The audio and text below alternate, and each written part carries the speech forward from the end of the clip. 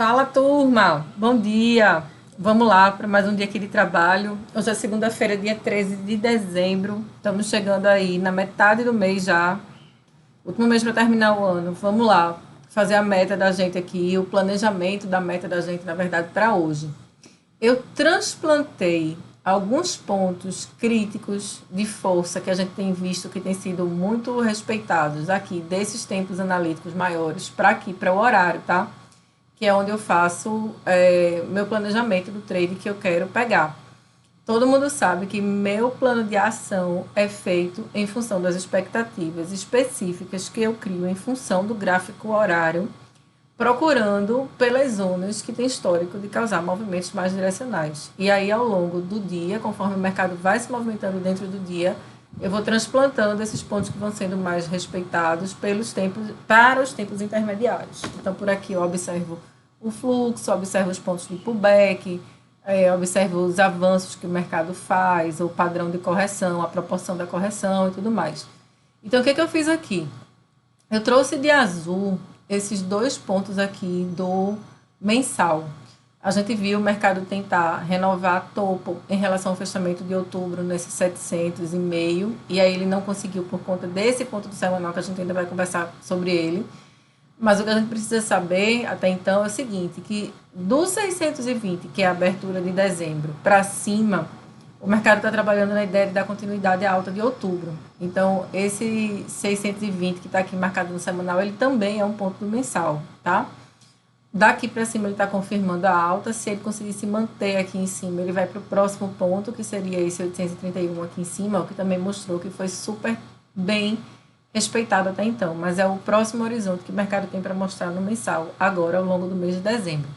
Quando a gente vem para o semanal, a gente vê que ele formou um topo, né, o fechamento da semana passada aqui nesse 685,5, que é esse ponto que eu marquei de rosa aqui, ó. E apesar de ter testado a próxima resistência de 731, ele acabou que ao longo dessa semana ele está preso entre a origem dessa movimentação de alta e essa resistência no 85,5. Então, 620 e 85,5 é o range que está em discussão até então no semanal.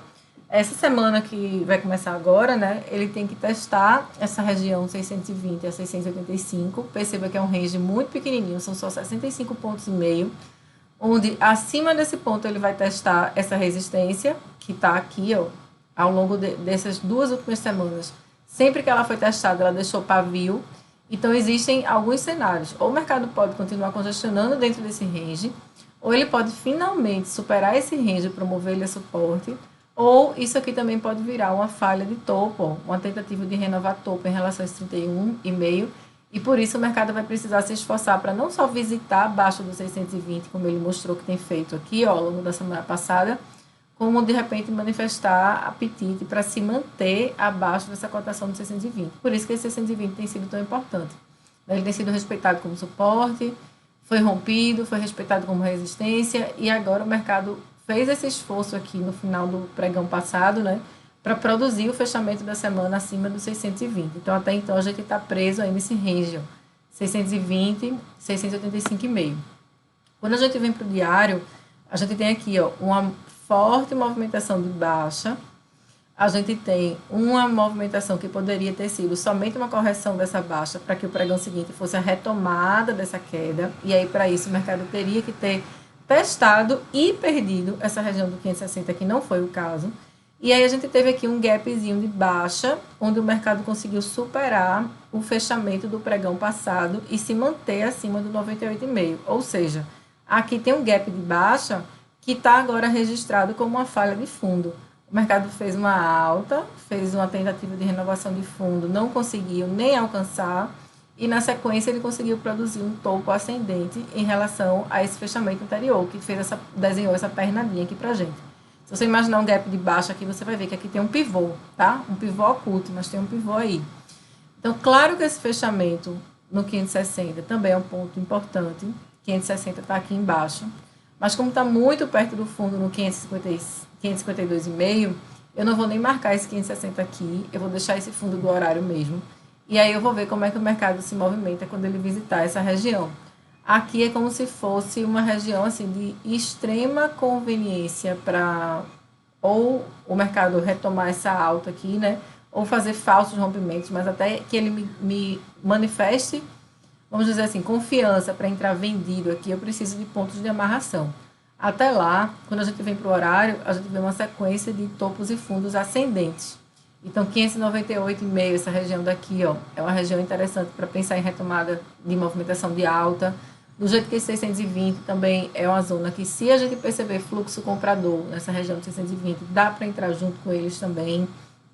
551 foi um ponto que eu operei bastante semana passada, até comentei sobre ele, acho que foi o pregão da terça-feira, que ele deu, apesar de ter feito algumas pegadinhas do malandro, né, ele acabou que fez um movimento fluido bem direcional, que nasceu a partir do 51.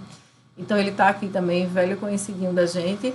E no mais, o que a gente tem aí é um encabeçamento, né, nessa região do 36,5 com 42,5 do horário, que mostra que até então foi uma falha de topo, se bem que a gente está numa falha de topo dentro de um movimento ascendente. Então é importante a gente ter conhecimento desses pontos de força, que estão causando esses movimentos mais direcionais.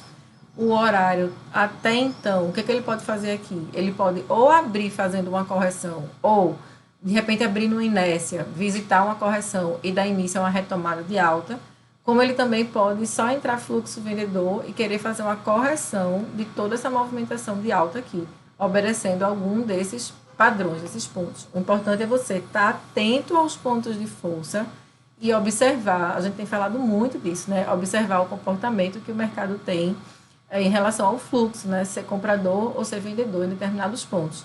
É claro que você só vai procurar por compras acima de um suporte porque você quer esse suporte ser validado.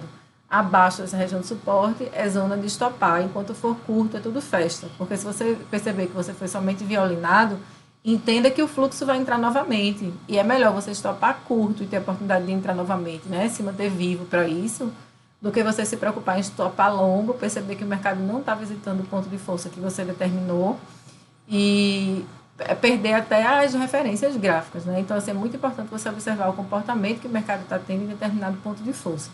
Dependendo de onde ele abrir aqui hoje, aí eu sei quais são os pontos que eu vou transplantar para cá, para o gráfico de 1 minuto, e aos poucos, né, ao longo do tempo, ir criando as expectativas em função dos gráficos intermediários, 5, 15, esse aqui eu fico mudando para 30 minutos também, para ver quais são os pontos de adição do contrato, para ir entrando conforme o fluxo e fazendo as realizações parciais.